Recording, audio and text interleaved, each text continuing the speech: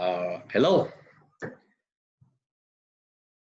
Okay, let's have another tutorial video.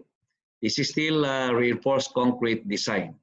So, analysis of singly reinforced rectangular beam. Similar ito doon sa previously uploaded video namin, pero mas kompleto to, no?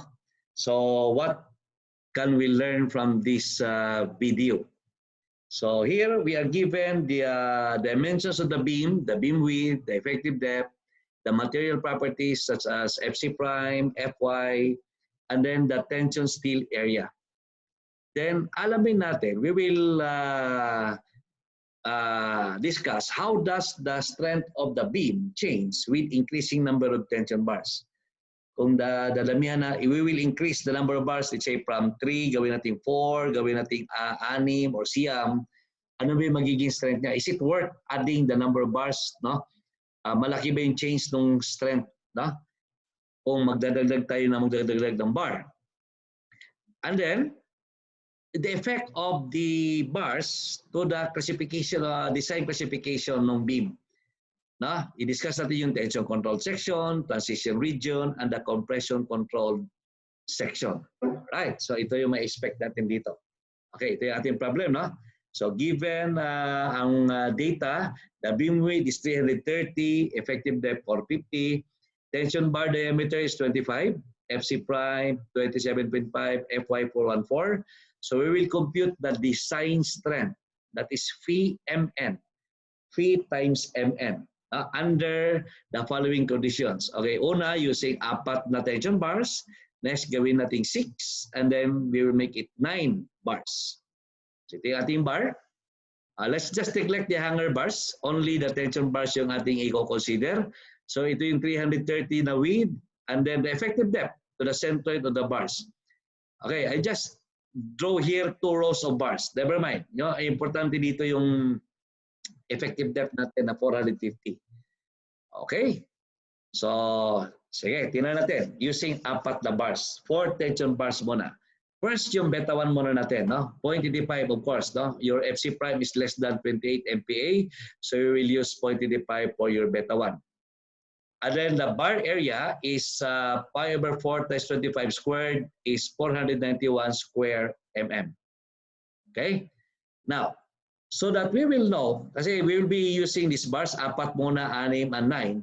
And okay, in the design or in the investigation or analysis of rectangular beams, very important that you should know if the bars, tension bars, or any bar provided will yield or not. So that you will know, meron kang may compare, no? One of the value that you should know is the balance reinforcement, the row balance. Kumpitin natin yung row balance. Ito yung formula. 0.85 FC prime beta 1 times 600 all over Fy times 600 plus Fy. By the way, we will assume always no, that the E is 200,000. Nah? So with that, okay, so substitute the values. So that's 0.0284. So yung ating row balance. Now, part 1. 4 na tension bar. By the way, the area of the bar is 491, no? Yung area ng isang bar. So with 35 mm, the area is 1,964. Okay? Then after that, kunin natin yung row niya, steel ratio. AS over BD. That gives you 0.01323. Okay? So, pasirin nyo, the value is less than the row balance. Meaning, ibig sabihin yan, kunti lang yung bar area mo. Yung row balance kasi, ito yung bar area that the concrete and steel sabay mag-yield. Kaya tinatawag natin balance na mag-yield yung ating steel. So less than that area, less than that row, the steel will surely yield. But more than that row, pag yung pinrovide mo na row is more than that, it will not yield. Our row here is less than the row balance. So meaning your steel will yield. Okay, so no problem. Now, it will yield. So, okay, we can use the formula. Actually, pwede kang gumamit ng formula na may omega. You can compute omega. And then after that, Rn. And then gamitin mo yung formula Rn BD squared. We can use that. Pero we are going into we will be increasing further the number of bars. And besides, this is 2010 or 2015. That formula is not, that approach is not advisable. I will show you why. Okay lang yun sa 2001, yung mag-compute ka ng RN, omega, na? Titina, i-discuss ko mamaya bakit. Na? For those na sanay sa 2001. Tingnan natin bakit itong approach na gagawin natin dito is more advisable than that. Anyway, so let's draw here the forces acting. Na? Ito yung NA natin, ito yung neutral axis from the outermost compression fiber is C. And then ito yung ating depth ng compression block is A. Then yung forces natin dyan, we have the stress in concrete, 0.85 FC prime. The depth is A. Alright? And then we have the total compressive force in concrete. So stress, 0.85 FC prime times yung area nito, AB. And then the tension in steel here. So that is acting at the centroid of that tension steel. That will be AS. Let's make it general first. ASFS. Huwag nyo muna sabihin FY. In this part, na-prove natin that your FS is FY. So we will use FY in letter A. But dito, ilagay lang natin as FS muna. The moment arm is D minus A over 2. Okay? Sige. So kukunin natin, we already have our AS and your FS is equal to FY. Let's solve for A. So, C equals T. Ito yun. So, C is equal to this. T is equal to ASFY.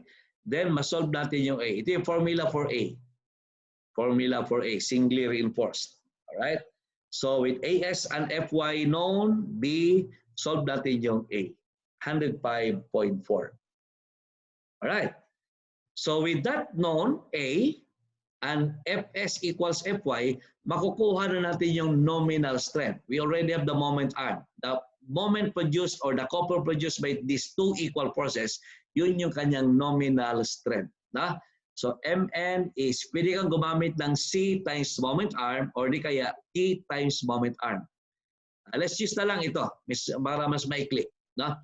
ASFy, Fy times the moment arm. Sa TGT values, you will get 323 kilonewton meter.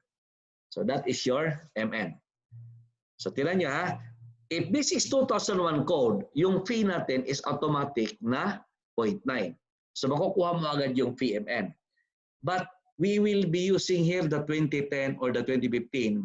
You cannot say na 0.9 pa. We have to check.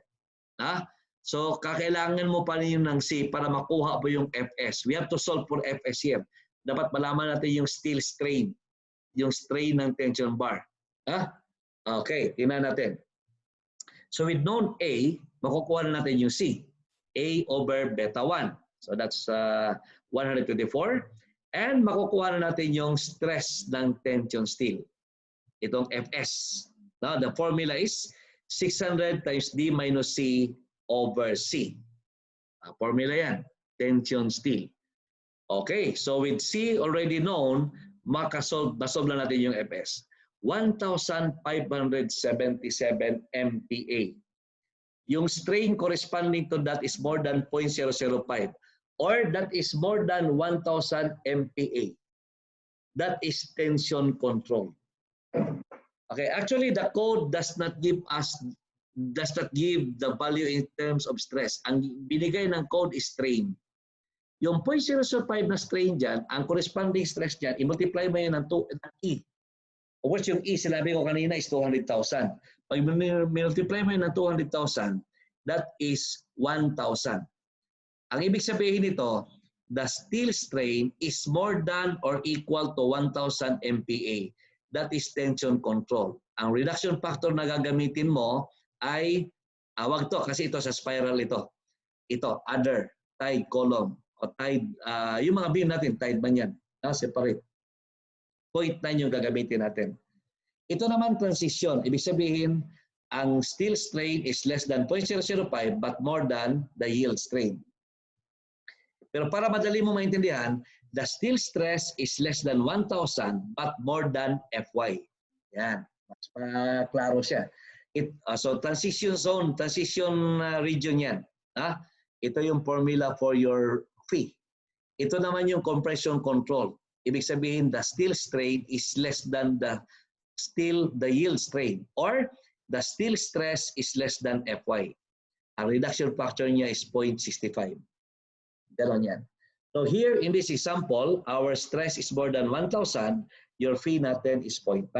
So that your design strength, PMN, is yun. 0.9 times 3 to 3, 290.7 kilonewton meter. Okay. Sige. So that is the first part. Now, let's increase the number of bars. Gawin natin 6. Gawin natin siyang 6 bars. Okay. I don't know if we can put that in just one line. No? Baka, kasi kung one line lang is, baka yung spacing mo is violation na doon sa code. But anyway, no matter whatever the case, gawin natin 2 lines. Importante yung effective depth natin is 450. Example lang to. Sige. Yung raw balance, nasolve na natin kanina. Yung beta 1 is 0.85.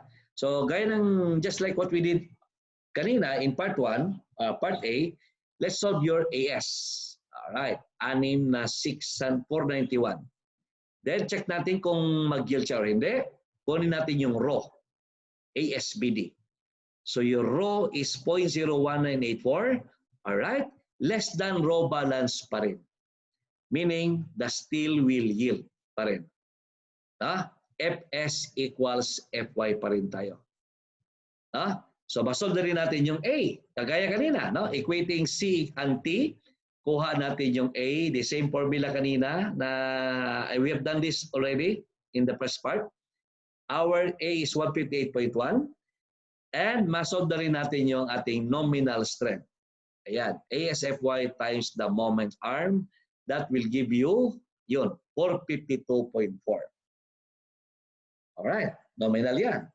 Now, kung 2001 code ang ginagamit natin, P natin is still 0.9. But this is 2010 or 2015. We will check. So, solve pa natin. Okay, check na natin. Gaya ng ginawa natin kanina. So with known A, masolve natin yung C, A over beta 1. Then after that, yung stress of tension steel. This is the formula. And that will give you, look, 851.6. That is more than Fy. So yield siya, of course, as expected. But less than 1,000 MPa. More than Fy, less than 1,000 MPa. Transition region yan. Ito yun, no? More than Fy, but less than 1,000. Okay? Ganun yan, ha? Ito yung Fy. Ito, 1,000 yan. 0.005 times 200,000. So, transition region, our reduction factor is not 0.9. We will compute that using this. But I will not use the strain. No? Ito yung gagamitin ko. Pareho lang yan siya. Ito is your Fs. Ito is your Fy. Fy yan. Ito is 1,000. 200,000 times that. Pareho lang yung labas dyan if you will use strain. Mas madali kasi ito. Alright. Okay. Ang lalabas na fee is 0.837. Yun. Hindi na siya 0.9. So yung design strength natin becomes 0.837 times Mn. Alright. That is 378.66 kilonewton meter. Of course, nag-increase siya, but not much. No? Mga roughly 90 kilonewton meter yung in-increase niya. Malaki na rin. Yun. So, dumami yung bar mo, lumaki yung MN mo, pero lumiit yung reduction factor mo. Yun ang big difference sa 2001 and 2010. So, dinidiscourage yung over-design. Okay. Sa 2001, we cannot call this over-design yet. Kasi yung over-design natin doon is basta mag-yield siya. Pag hindi siya mag-yield, yun yung dati. Ngayon, transition zone na tayo. Meron na siya. Okay. Next. Ito, dagdagan natin ng 3 pa. Gawin natin 9 bars lahat. 9 bars. So, maging 4,419. So, as usual, kunin natin yung raw. Alright. The raw is 0.0298. Okay, notice. Hala. mas malaki na siya. Ibig sabihin, marami na yung bar mo. The tension bar will not yield anymore. Your Fs is no longer equal to Fy. So we cannot use the Fy anymore. Mas lower na siya. But unknown pa siya. Kaya yung Fs mo, magiging ito na. Function siya ng C. Imaginein mo, unknown yan. Ano nito? Unknown yung Fs na yan. Function siya ng C. So ganun pa rin, equilibrium tayo. C equals T. So C equals this and T is equal to this. Yun. But your Fs is unknown in terms of C. Ganon din yung A natin. Unknown din yung A natin. Diba? A is beta 1C.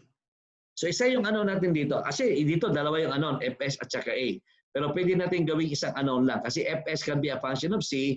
A then is also a function of C. Diba? A is beta 1C. So ito yung magiging result niya. And your Fs. With C as your unknown. Alright? Substituting the values. Okay. Ayan. And then solving for C, you can use shift solve or you can use table or whatever method you will use. We will not discuss how to do that here. Alright. Your C is 269.8 mm. Okay. Then makukuha ko na yung A. Beta 1C. So 0.85 times C, 229.3. Then makukuha na natin yung MN. Pwede mo naman gamitin ito. Pero bago yan, kunin na lang natin muna yung Fs. Na? Yung stress. Hindi na kasi siya 415, 414. We will substitute this value of C here. Ito na yan. Okay. Substitute natin yung value ng C. So your Fs is 400.7, less than 414 talaga. Expected na yan. Kasi your rho is more than rho balance already. Okay. It does not yield. Okay. So, then makukuha na natin yung ating phi. By the way, your phi here, your Fs is already less than Fy. Automatic. That is already compression control. Ang phi natin is 0.65. Okay? 0.65 na siya. Ayun, lumiit pa siya. From 0.9 naging 0.65. No? Bumaba ng 0.25. Okay. Sige. So finally, yung MN muna natin. Ha? So MN is ASFS T times the moment arm. Fs is already known. 400.7. Okay, substitute. Then ito yung MN natin. Lumaki siya. Kanina 400 plus yun. Lumaki siya. Pero lumiit naman masyado yung phi mo. Kaya the design strength is now P times MN. 385.97 na lang. Okay? Tingnan mo. Sa 6 na bars, 378. Ito 385. Ano yung increase niya? Very small. Hindi nga umabot ng 7. No? Oh, 7. Plus kilonewton meter. It's not worth it. Increasing the number of bars by half of the quantity here, the gain is very small kasi lumiit yung reduction factor natin. Ito yung advantage ng 2010. I-discourage ka talagang mag-over-design. No? Parang nonsense, no? Dumami nga yung bar mo, lumaki yung MN, lumiit naman yung reduction factor mo. Bottom line, diliit yung ultimate strength niya, ultimate capacity. Okay? O dito medyo okay pa. Mga 90 yung increase niya. Pero dito grabe, ang liit. Kaya it's not advisable to have over-design na beam. So if you are to design, make sure you are in the tension controlled region ka talaga. P is 0.9. You limit your bar to your Fs na 1,000 talaga siya. No? So that you can use the reduction factor of 0.9. At least optimize yung strength mo. Alright? So that's it. So I hope you learned from this video. Please subscribe if you haven't subscribed yet para you will be updated of our upcoming videos. No? And you can put comments here on what topic you want us to discuss. So, yeah, I hope you learned from this video namin. See you in our next videos.